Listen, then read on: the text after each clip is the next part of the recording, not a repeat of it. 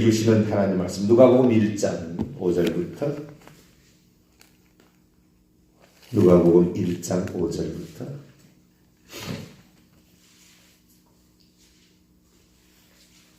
17절까지 누가복음 1장 5절에서 17절까지 이제 교독한다. 유대왕 헤롯 때에 아비야 반열에 제사장 한 사람이 있었으니 이름은 사가랴요 그의 아내는 아론의 자손이니 이름은 엘리사벳이라. 이 두 사람이 하나님 앞에 의인이니 주의 모든 계명과 규례대로 흠이 없이 행하더라. 엘리사벳이 잉태를 못함으로 그들에게 자식이 없고 두 사람의 나이가 많더라. 마침 사가랴가 그의 반열의 차례대로 하나님 앞에서 제사장 직무를 행할세 제사장의 전례를 따라 제비를 뽑아 주의 성전에 들어가 분향하고 모든 백성은 그 분향하는 시간에 밖에서 기도하더니 주의 천사가 그에게 나타나 향단의 우편에 선지라. 사가랴가 보고 놀라며 무서워하니 천사가 그에게 이르되 사가랴여 무서워하지 말라. 너의 간구함이 들린지라. 내 아내 엘리사벳이 내게 아들을 낳아주리니 그의 이름을 요한이라 하라.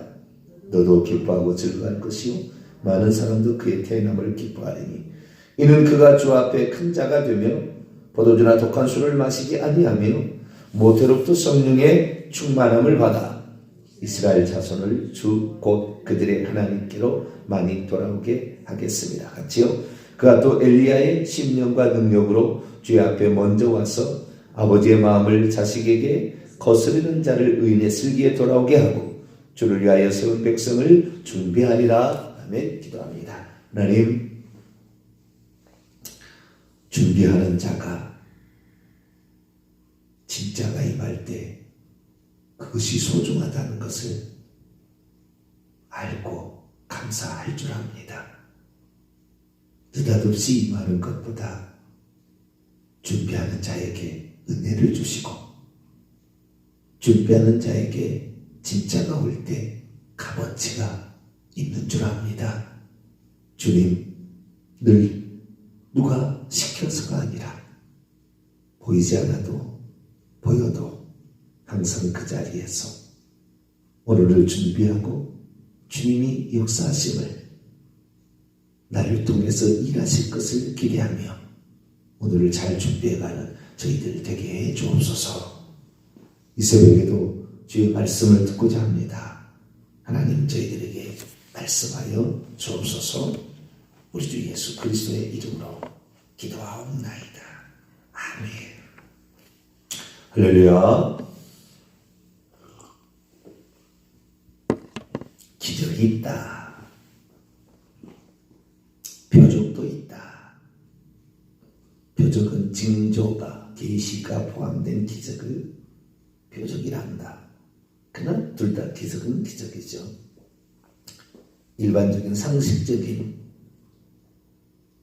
선을 넘어가는 초자연적인 역사, 그것을 기이한 일을 우리는 기적이라 표적이라 그렇게 말하는데요. 예수님께서는 모든 것이 표적이었다. 거기에 예수님이 누구시고 예수님이 무슨 일을 할 것인가에 관한 메시아 되심에 관한 표시로서 예수님은 기적을 행하셨다라는 말씀을 드렸습니다. 오늘 아침에는 바람직한 기적, 유익한 기적이라 할까요? 그런 기적은 어떤 기적을 가리키는 것인가? 라는 부분에 관하여 함께 말씀을 나누고자 합니다.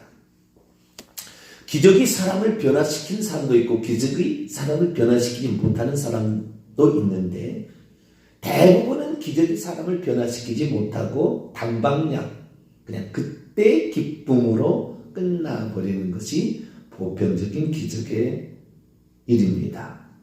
그러면 그 기적이 단방 어떤 그 한 번 그리고 그 사람 그냥 단순하게 그렇게 그냥 끝나버릴 기적인가? 아니면 이것이 정말 유익한 바람직한 그런 기적이 되기 위해서는 어떻게 기적이 일어날 때 그게 바람직한 기적인가?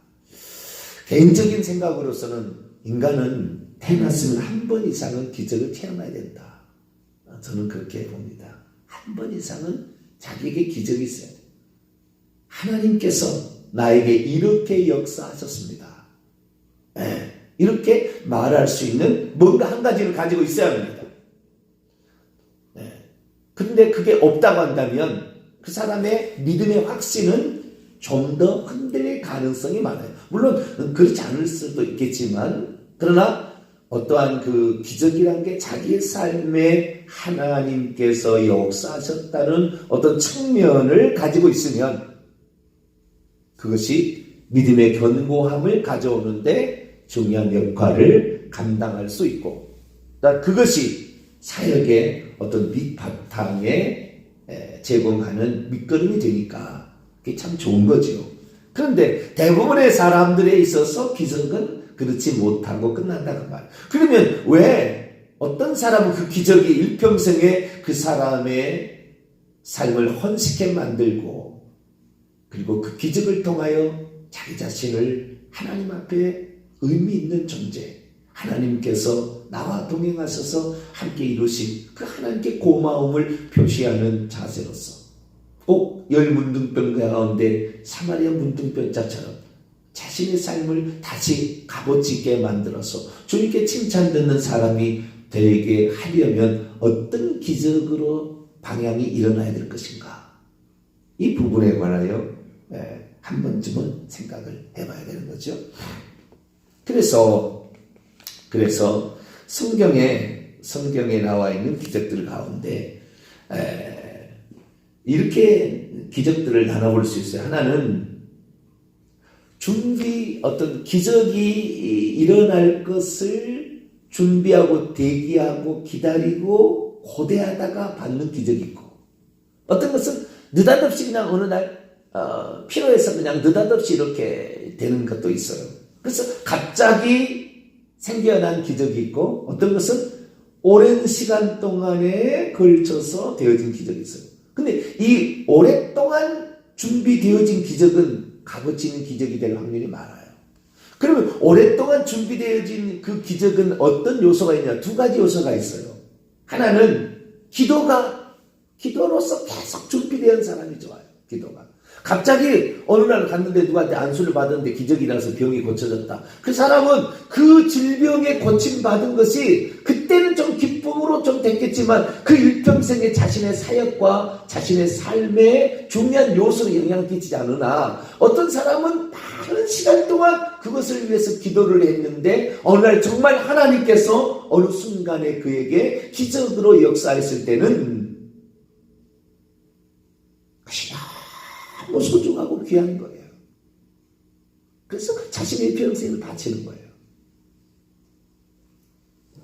그래서 기적도 제가 보니까요, 준비된 기적, 그 기적이 진짜 기적이구나. 준비된 기적이.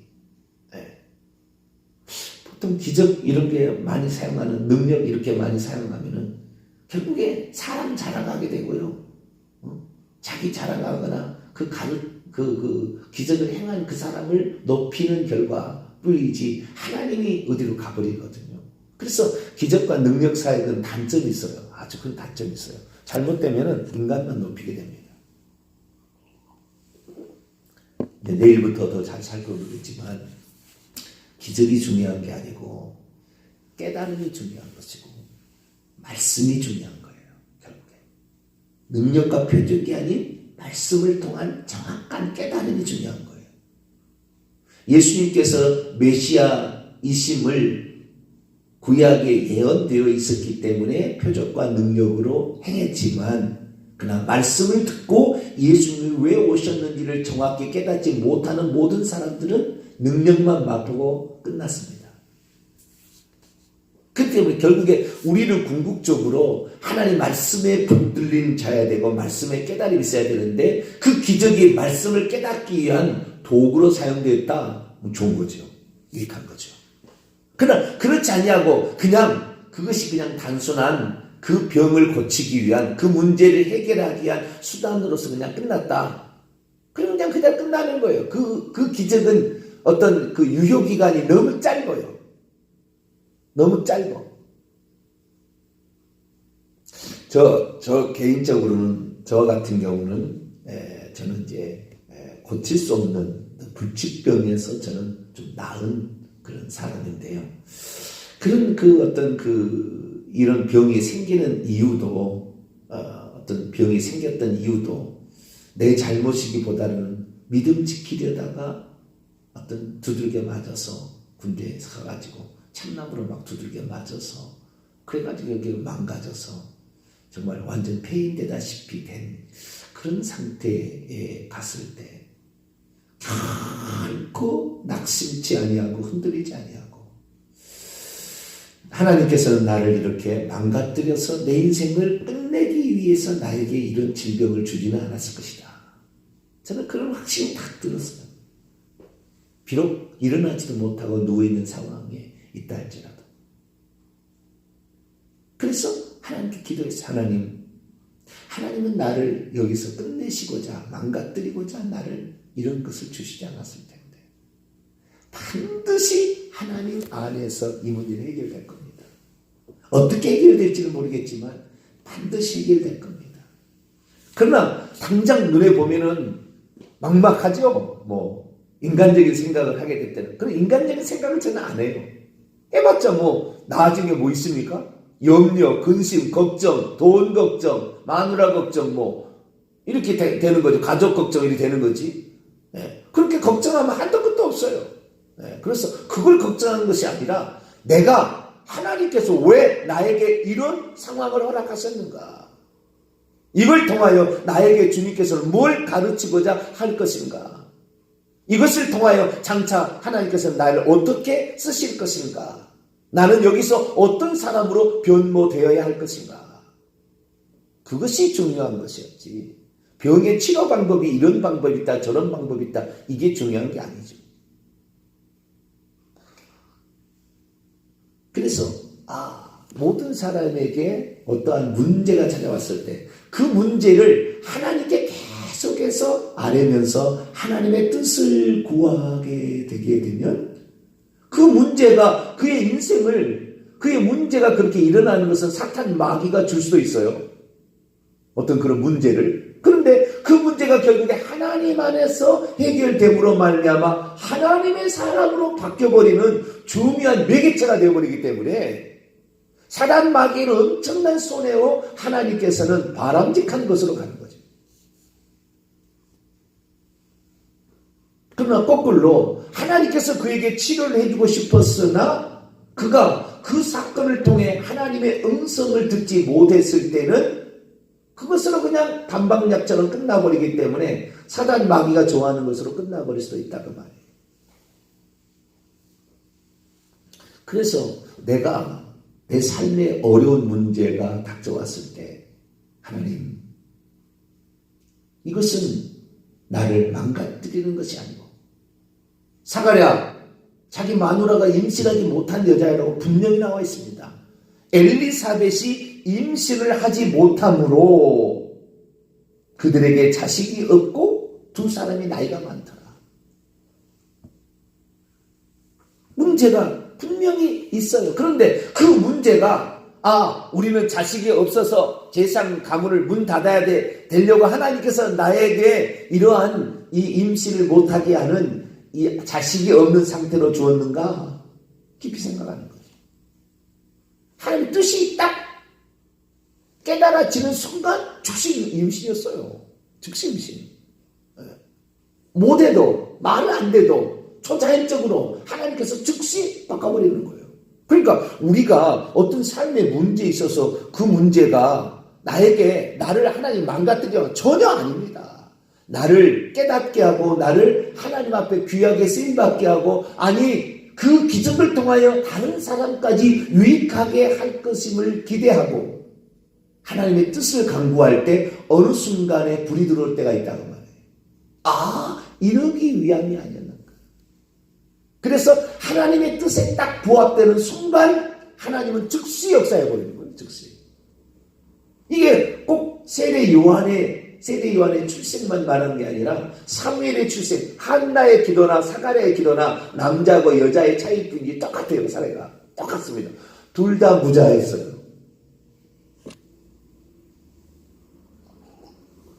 자식을 못 낳았어요. 둘 다 기도했습니다. 항상 기도했어요. 그래서 이 어떤 기적이 일어나게 될 때에 그 기도를 통하여 하나님 앞에 그 하나님의 뜻을 묻고, 그리고 하나님이 역사하실 것을 기대하고 절대 절망하지 아니하고, 상황은 나빠져도 상황에 반응하지 아니하고 그 상황에 따라가지 아니하고 하나님이 어떻게 나에게 일하시려고 하시는 것인가에 대해서 깨달음이 착 오는 순간에 딱 불이 들어왔는데, 똑같아요. 한나나 이 사가랴도 평소 때 기도했지만 제사장으로서 자식이 없으면은 가문의 문을 닫는다는 생각 때문에 기도를 해왔겠죠. 그러나 어느 순간에는 그런 기도를 안 했다는 거예요. 한 번은 어느 해는 제비를 뽑았는데 제사장의 직무 가운데에 성소에 들어가서 분향하는 제사장의 직무를 맡아. 일생에 한 번 올까 말까 직무를 딱 맡은 거예요. 그 순간에 그는 내가 왜 이 많은 사람들 가운데 이 역할을 감당하는, 이 분향하는, 기도하는 이 역할을 대신하는, 이 분향하는 향단의 향을 사는 일을 나에게 하나님 허락하셨을까? 여기에는 다름없이 하나님의 뜻이 있다. 내 욕심만을 채우라고 하나님께서 기회를 준 것인가? 내가 열심히 주님 앞에 봉사했기 때문에 하나님께서 내게 은혜를 베푸신 것인가? 깊이 생각하는 거죠. 한 번 더 생각해 본 거예요. 아, 이것은 나만을 위한 게 아니겠구나. 하나님, 내게 자식을 준다면 이 자식이 하나님께서 어떻게 쓰시든지 달라고 하면 드릴 것이고, 어떻게든 나는 하나님께 이 자식을 돌려드리겠습니다. 그 마음으로 딱 바뀌어요. 한나도 마찬가지잖아요. 한나도 평소 때 맨날 불임나가 못 살게 하고 자식도 못 낳는 여자라고 그러고 맨날 그래서 마음이 분통하고 원통해서 말이죠. 네? 하나님, 저거 가만두시냐고. 그냥 그래서 나도 참 사람답게 좀 살 수 있겠도록 자식 하나만 달라고 늘 그렇게 기도했겠죠. 그러나 어느 해는 그러지 않았다는 거예요.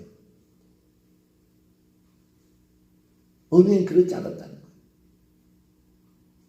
하나님께서 성경에 보니까요, 이 한나의 태를 하나님께서 임신하지 못하게 하심으로, 사무엘상 1장에 보면 그게 나와요. 임신하지 못하게 하심으로 하나님이 막으시는, 어떤 아직 그 조건에 도달하지 않아서 하나님이 아직 막으시는 것도 있다. 그래서 그는 생각을 바꿔먹었어요. 주님께서 주의 여종을 생각하사 주의 여종에게 아들을 주시면 하나님이 쓰시기에 합당한 자로서 전 드리겠습니다. 라는 생각으로 딱 바꿔지는 순간 임신이 딱 되는 거예요. 그래서 이 우리가 바람직한 기적, 유익한 기적은 어떤 기적이냐? 이 어려운 환경에 처해 있는 나를 향한 하나님의 뜻이 무엇인지를 간절히 찾는 기도가 동반되었을 때, 그때 유익한 기적으로 가는 거예요. 단순한 그냥 병 나았으면 좋겠다라는 그 정도 수준이 아니고, 이것을 향한 하나님이 나를 향한 뜻이 무엇인가를 정확히 깨닫고 나아갔을 때 그건 정말 유익한 기적이 되는 거죠. 그래서 만약에 그것이 응답되었다 그러면은 그 응답했다는 그 사실 자체로 하나님이 나와 함께 하시고 나를 만나주기 감사하고 나를 이렇게 생각했다는 것에 대해서 일평생에 자기 자신을 드리는 거죠. 그래도 전혀 그것이 아깝거나 손해보는 것이 아니라 다 드리지 못해서 죄송한. 그래서 어떤 그 사역의 그 나아감이 한 번은 잘하고 한 번은 못한 것이 아니라 꾸준히 그 자리를 딱 지켜가면서 변함없이 그 일을 감당하는. 왜? 이것은 단순한 게 아니다. 그러니까 삶의 환경이 좋아져야만 하나님 함께하는 것이 아니라 이미 하나님은 그 사건을 통해서 나와 함께한다는 것을 나에게 가르쳐 줬으니 사람이 없어도 나는 지금 그 일을 감당하는데 꾸준히 성실하게 감당하는 거예요. 왜? 하나님이 나와 함께하는 게 중요하지 사람이 와서 무슨 두드려 준 게 중요한 게 아니거든.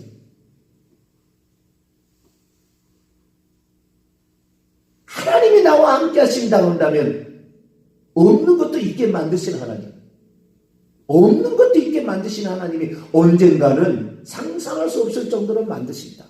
하나님께서 아브라함에게 자식이 없어도 아브라함도 비슷해요. 이 세 가지 사람이.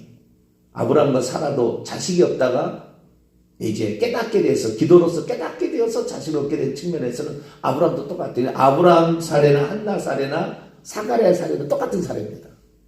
그런데 그런 이 깨달음을 통하여서 하나님의 뜻을 딱 깨닫게 되면은 그 다음부터는 그의 삶이요 완전히 하나님께 드려지는 거예요.